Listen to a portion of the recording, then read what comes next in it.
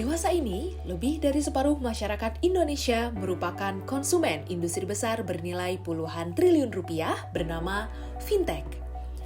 Teknologi finansial atau yang sering dikenal dengan istilah fintech adalah hasil kolaborasi antara teknologi dengan keuangan yang tentunya dapat mempermudah kita dalam melakukan beragam aktivitas finansial.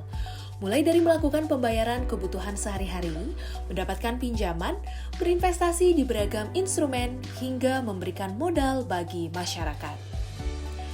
Salah satu hal yang menjadi suntikan amunisi bagi fintech adalah semakin banyaknya pengguna layanan internet di Indonesia yang mencapai lebih dari 171 juta orang. Hadirnya fintech ternyata dapat menolong 92 juta jiwa masyarakat Indonesia yang sama sekali belum tersentuh layanan finansial seperti perbankan. Hasilnya, ada lebih dari 74 triliun rupiah penyaluran pinjaman yang terjadi melalui fintech. Industri fintech terus berlomba untuk menarik minat konsumen, salah satunya dengan berlomba-lomba untuk mendapatkan izin usaha.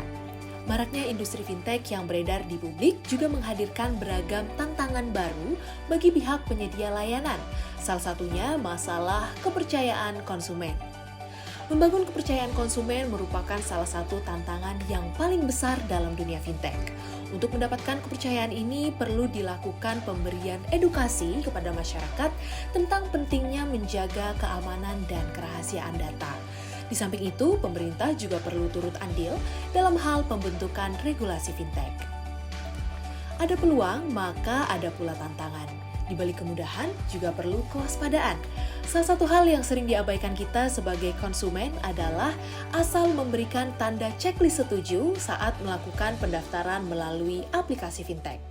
Pastikan kita telah membaca seluruh syarat dan ketentuan perjanjian secara teliti, karena bisa saja ada ketentuan yang memperbolehkan penyedia layanan untuk mengakses data pribadi kita, seperti daftar kontak, bahkan galeri foto.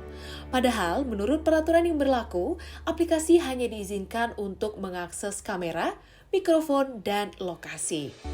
Selama tahun 2021, OJK telah menerima lebih dari 50.000 aduan ataupun pertanyaan mengenai fintech.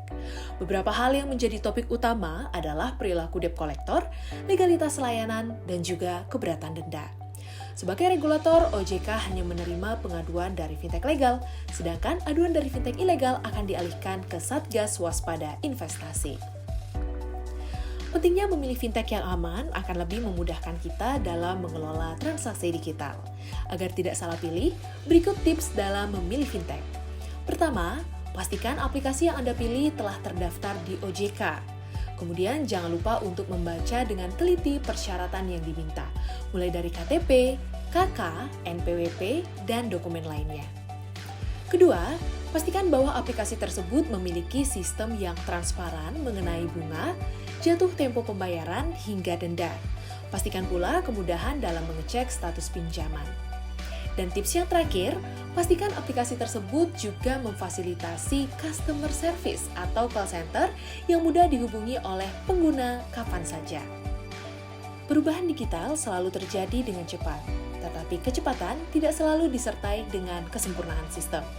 Jadi, bijaklah dalam memilih dan menggunakan fintech, karena siap tidak siap, masa depan keuangan ada di dalam genggaman kita.